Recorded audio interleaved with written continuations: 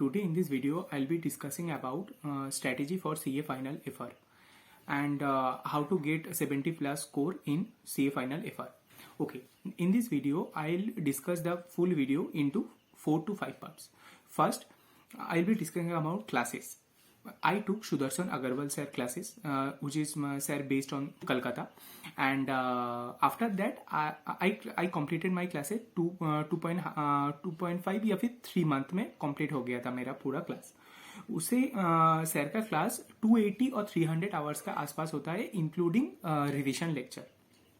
Okay, and जब हम class complete कर लिए थे उसके बाद हम क्या किए, फास्ट रिवीजन किए थे, क्योंकि फास्ट जो क्लास हम सीए फाइनल का लिए थे ट्यूशन का वो एफआर ही था, एफआर और एसएफएम. इसलिए हमको पता था कि हम इतना ड्यूरेशन अगर बढ़ जाएगा कि हम सीए फाइनल में जब एग्जाम लीव में जाएंगे तब अगर एफआर को उठाएंगे बहुत चीज हम भूल जाएंगे.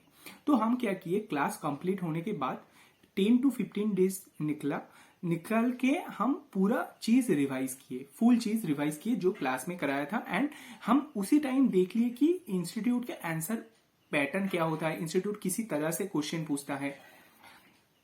तो क्लासेस में ये है.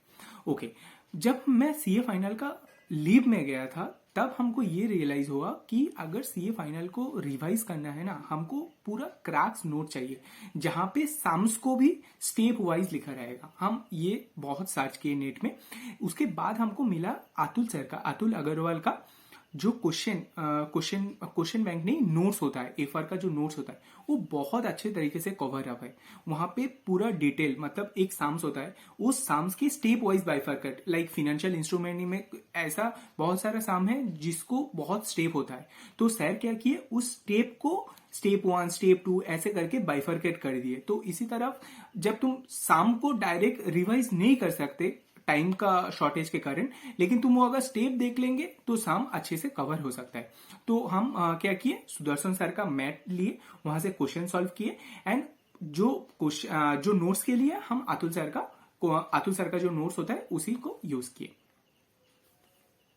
Secondly, talking about revision and practice, हम 4 टाइम रिविजन किए थे, 4 to 5 टाइम रिविजन किए थे एफआर के लिए.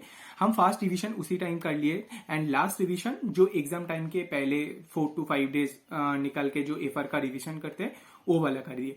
और 3 रिविजन के एक रिविजन हम जब मेरा फाइनल में लीव में जाएंगे, हम लीव में गया था जून में से, तो जून के पहले मतलब इट अराउंड मार्च टू अप्रैल महीने में हम फिर से एफआर को उठाया था, क्योंकि मेरा मतलब यही था कि हमको एफआर एसएफएम जो प्रैक्टिकल सब्जेक्ट होता है, डीटी आईडीटी, इसमें अच्छा मार्क्स लेना है, क्योंकि अगर मेरा थ्योरी में नंबर कम भी आ जाएगा तो मेरा अच्छा खासा कवर अप हो जाएगा.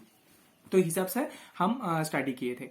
तो हम एक रिवाइज किए थे जब क्लासेस कंप्लीट हुआ, लास्ट रिवाइज किए थे जब एग्जाम आने वाला था तार 4 to 5 डेज पहले. एंड बीच में जो 2 रिविजन किए थे जब हम लीव में गया था.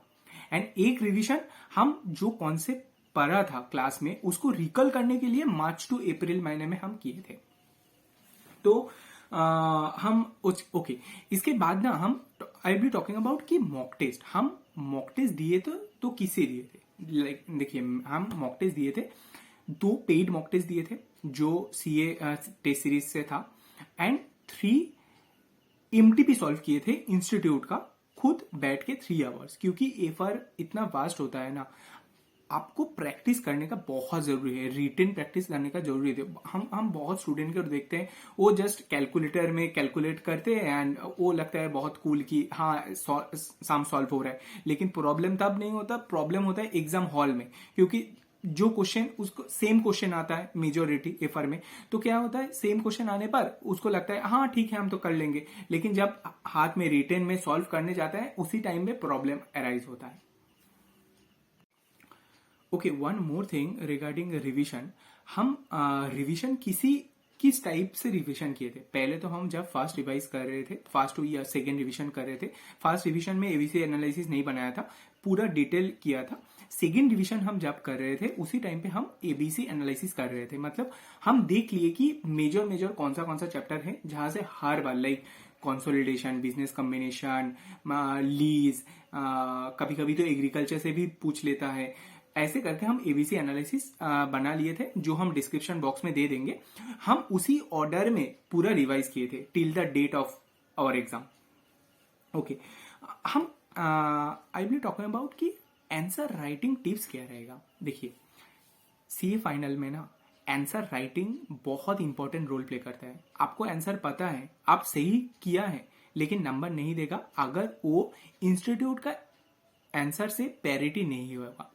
तो इसमें क्या होता है, लाइक जो थोड़ा थियोरिटिकल सम्स होता है, लाइक जहां पे आपको थोड़ा लाइक कुछ सम्स में ऐसा होता है कि थोड़ा आपको इंडेस लिख के उसका थोड़ा कंसेप्ट, लाइक बोरोइंग कॉस्ट का इंडेस में थोड़ा कॉन्सेप्ट लिखने का जरूरत है, या फिर नॉर्मल अकाउंटिंग ट्रीटमेंट भी लिखने से चल जाएगा, लेकिन आपको लिखना होगा कि उसका कंसेप्ट क्या था, उसके बाद सम सॉल्व करें। ऐसा नहीं कि just jump to solution, but there is also exception कि अगर सम्स का सम मान लो कि 3 मार्क्स का है, 4 मार्क्स का है, मतलब वहां पे सम्स ही इतना बड़ा है कि कंसेप्ट लिखने का मतलब कोई टाइम ही नहीं मिलेगा, तब आप कॉन्सेप्ट को स्किप कर सकते हो।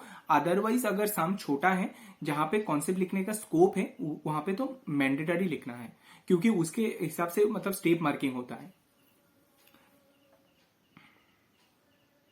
एंड रीडिंग टाइम यूटिलाइजेशन, देखिए हम पिछले वीडियो भी में ये बोले थे कि हम रीडिंग टाइम यूटिलाइजेशन के लिए हम 3 स्टेप अप्रोच फॉलो करते हैं कि हम पहले कैटेगोराइज कर देते हैं, उसके बाद हम ये फास्ट में एलिमिनेट कर देते हैं जी कौन सा आंसर हमको नहीं अटेम्प्ट करना है।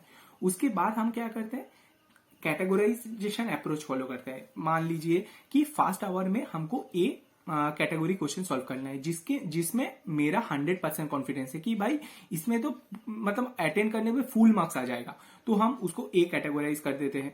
एंड उसके बाद ही साइड में लिख देते हैं कि उसका कौन सा चैप्टर से बिलोंग करता है। तो उसके बाद क्या कैटेगराइजेशन कर देते हैं। उसके बाद 7 ये काम ना 7 to 8 मिनट्स में हो जाता है।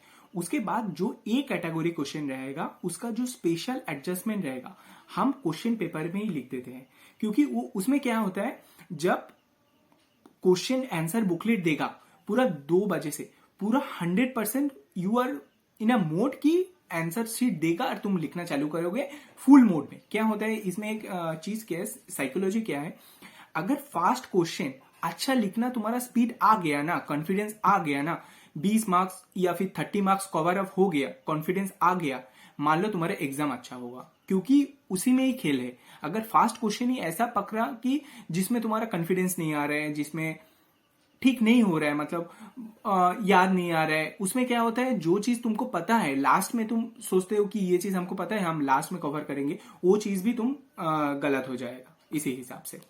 Okay, thank you so much for watching my video.